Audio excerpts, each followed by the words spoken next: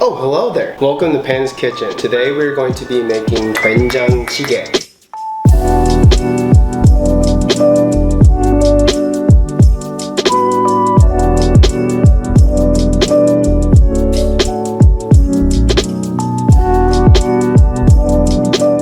Doenjang is Korean fermented soybean paste. Similar concept to miso, but flavor-wise a little different. This is a common theme on the channel. This should be a very easy yet very delicious recipe, so let's just get at it. First, we'll prep the rice. Doenjang-Jjigae and most Korean soups and stews are almost always eaten with rice. We're using a short grain rice today. Preferably you want to use a Korean short grain rice, but running a little low today, sushi rice is actually a great substitute for this. In a pinch, you can use any sort of rice, but the chewy texture of a short grain rice works best. We can actually use the water from rinsing the rice as part of the recipe. This is called rice water, really creative name, but this will help thicken up the soup and creates a nice texture. The first rinse, we'll discard that water because there might be debris or some sort of dirt on there, but after the first rinse, we'll start saving that water and we'll use 4 cups today. So once the rice is all rinsed, throw it in your rice cooker. If you don't have a rice cooker, throw it on the stove, whatever you need to do. And we'll get ready to prep the vegetables.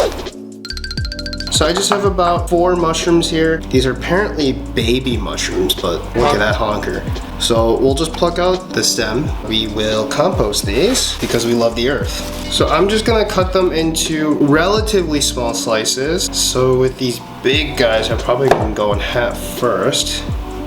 In this plant-based version, the mushrooms are really going to help bring some more umami flavor to kind of act as a replacement for beef.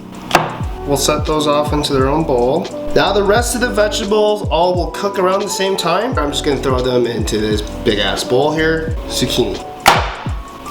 Is this a cucumber? Shut up. I got a zucchini. I know I did. Babe, I think it's a cucumber. This is a cucumber, not a zucchini. We will not use this. Tony is deathly allergic to cucumber. More so she hates them.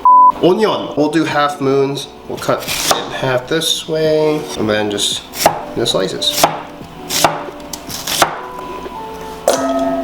Next we have green onion. I have 2 stalks here. These guys are very hairy. Let's cut those off. That's kind of nasty. Because the vegetables are all going in at the same time and green onion cooks very fast, we're gonna cut these into slightly bigger slices so they don't completely dissolve. We'll do a jalapeno. This guy's a smart one. Cut off the nub. That seems good to me. This knife is so handy. I think that you really need some tofu, and this is 8 ounces of extra firm tofu. Try to stick to firm. Did you hear that sound? We'll cut this into cubes. Personally in soup, I like bigger chunks of tofu. I don't know why. And then we'll do a couple cloves of garlic. We want around a tablespoon of garlic. If you want to use pre-minced garlic, that's totally fine today. And we're gonna crush this in.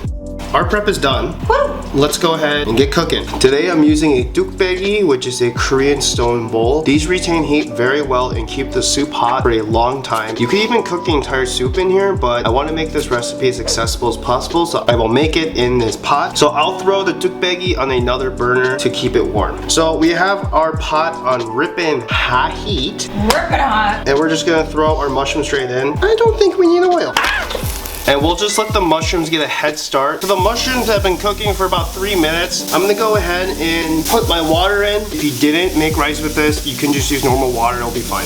And to that, we're going to add 6 tablespoons of doenjang. Doenjang can differ in saltiness and flavor between brands, so this is a starting point. It's not set in stone. You only want to season the soup with doenjang. So if it's too salty, put in more water. If it needs more salt, add in more doenjang. The water from the other vegetables is going to mellow out the flavor a little bit. Dump everything straight in, but I'm gonna be careful because I don't want to make a huge mess. At this point, let this boil for about 5 minutes. 5 minutes is the bare minimum to kind of let everything cook down, but this is a stew. The longer it goes, the better it is, but it will still taste delicious at 5 minutes. 5 minutes are up. This smells so good. If you want a little something, something, a very small amount of MSG.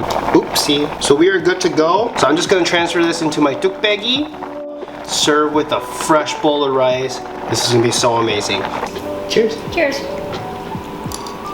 Oh, it's hot. It's really good. Salty and umami, that's it. And it's not bad. Yum. I'd eat this again. Ah. Oh, is it hot? Yeah. Oh, weird. It's crazy how like a paste and water creates this amount of flavor. Okay, well thank you so much for watching. Please let me know what you want to see next. Very simple recipe and very damn delicious. Please like, comment, and subscribe. Thank you, and I'll see you next time. Bye! That's why it can take like upwards to like half an hour to finish the soup bowl.